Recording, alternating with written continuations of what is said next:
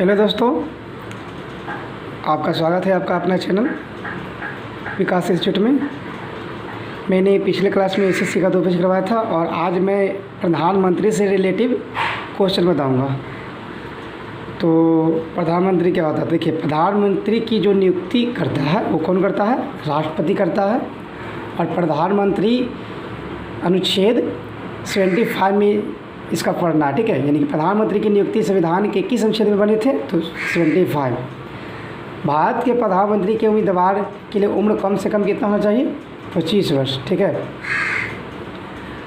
भारत में शक्तियों का उभरता केंद्र कौन है? प्रधानमंत्री ही है। योजना आयोग के अध्यक्ष होते हैं प्रधानमंत्री, और योजना आयोग का अब नाम बदल के क्या कर दिया है? वित्त आयोग। उसका अध्यक्ष भी प्रधानमंत्री, और उपाध्यक्ष क्या है? कौन है? राजीव कुमार। संघीय मंत्रिमंडल के अध्यक्ष कौन होते हैं? प्रधानमंत्री होते हैं। संघीय मंत्रिमंडल के भी होते हैं। कौन प्रधानमंत्री ने अपने कार्यकाल में के दौरान संसद का सामना नहीं किया था? तो चौधरी चरण सिंह। मतलब संसद में चरण नहीं रखे, चौधरी चरण सिंह, यानी चरण नहीं रखे।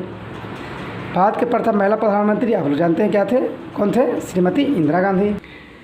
भारत के प्रथम प्रधानमंत्री पुरुष में कौन थे? पंडित जवाहरलाल नेहरू, जो 1947 से 1964 तक कार्यकाल में रहे थे, ठीक है। उसके बाद बताइएगा, अभी तक पद पर रखते हुए इस कितने प्रधानमंत्री की मतलब नियुक्ति हुई है? तो 3।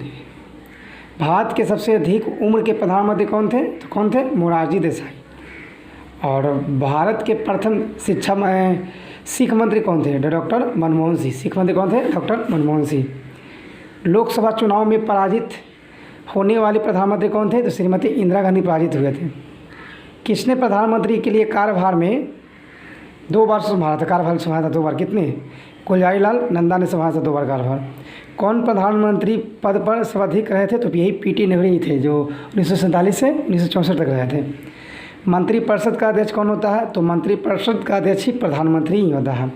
भारत के प्रथम गैर कांग्रेसी प्रधानमंत्री मोरारजी देसाई थे। पल्स पोलियो कार्यक्रम कब चलाया गया था? 1997 से 98 तक। उसके बाद उसे थोड़ा हट के भी क्वेश्चन दिया हुआ है, उसको मैं बता देता हूँ।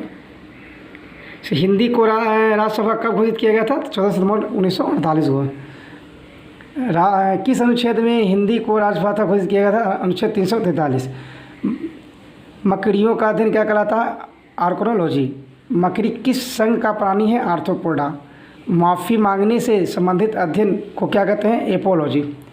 अमेजन किस नदी की कंपनी है? यूएसए। साहित्य पुरस्कार कब दिया गया था? 1901 में। प्रथम एशिया साहित्य नोबेल पुरस्कार किसे मिला गया था? रविन्द्रनाथ टैगोर को 1913 में। प्रथम में मौलिक अधिकार कितना? पहले 6 थे, पहले 7 से अब क्या था? यहाँ गलती कुछ मिस्टेक हुआ, पहले का क्वेश्चन है, पहले 7 था और अब कितना हो गया? 6 हो गया। तो 44वां संविधान संशोधन 1969 के द्वारा मौलिक अधिकारों को कानून के अधिकार में जोड़ दिया गया। मौलिक कर्तव्य किसके संतुष्टि में लागू किया था? सरदार स्वर्ण समिति। 42वें संविधान संशोधन 1976। किस संविधान में 10वें मौलिक कर्तव्य को जोड़ा गया था? 42वें। वर्तमान में मौलिक कर्तव्य कितना भी है? 11 है।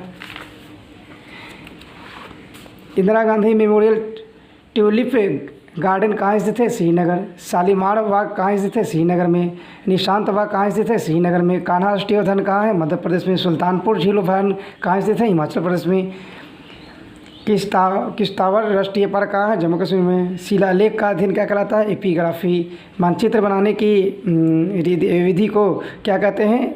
कार्टोग्राफी। नक्षत्रों की संख्या कितनी है? 27।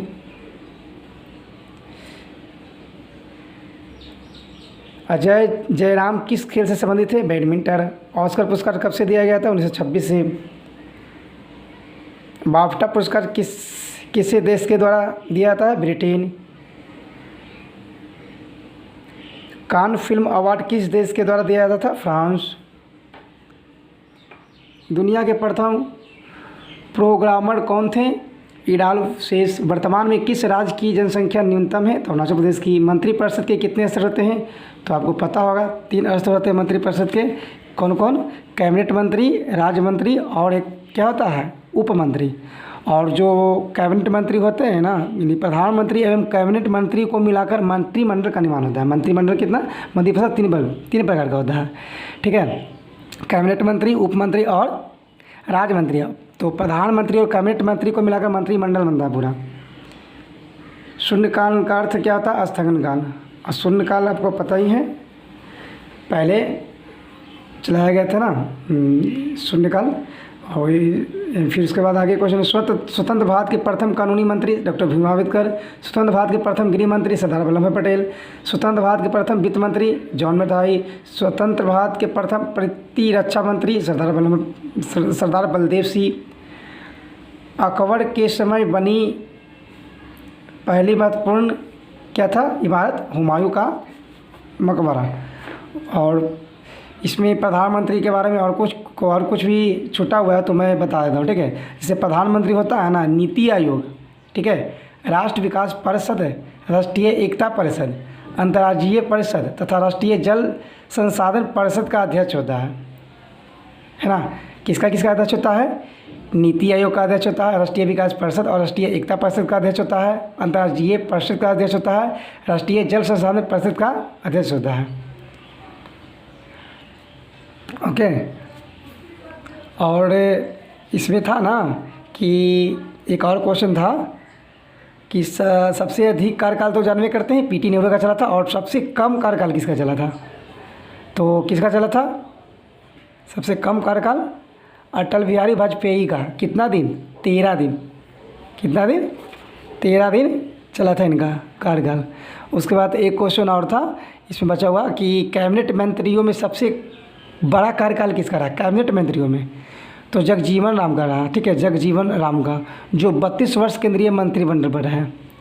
उसके बाद एक और क्वेश्चन था, सबसे लंबी अवधि तक एक ही विभाग का कार्यभार संभालने वाली केंद्रीय मंत्री कौन बनी थी।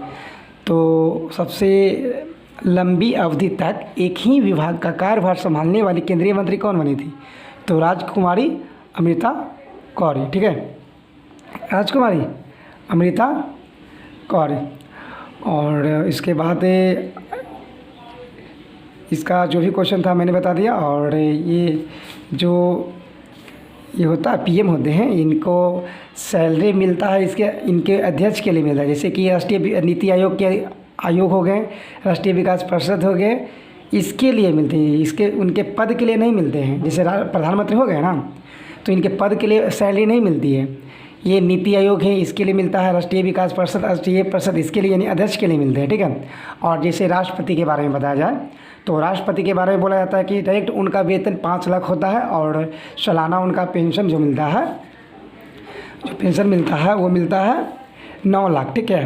कितना मिलता है, 9 लाख। और जो ये राष्ट्रपति का जो वेतन देते हैं वो संचित निधि देते हैं अनुच्छेद 167 के अनुसार, ठीक समझे, अनुच्छेद 267 के अनुसार, समझे, संचित निधि, सॉरी इसका अनुच्छेद 266 है, और 267 में है भारत की असामयिकता निधि, ठीक है। और ये जो राष्ट्रपति का जो वेतन मिलता है इसमें कोई भी कर नहीं लगता, यानी टैक्स नहीं लगता है, कर मुक्त होता है, समझ रहे हैं ना।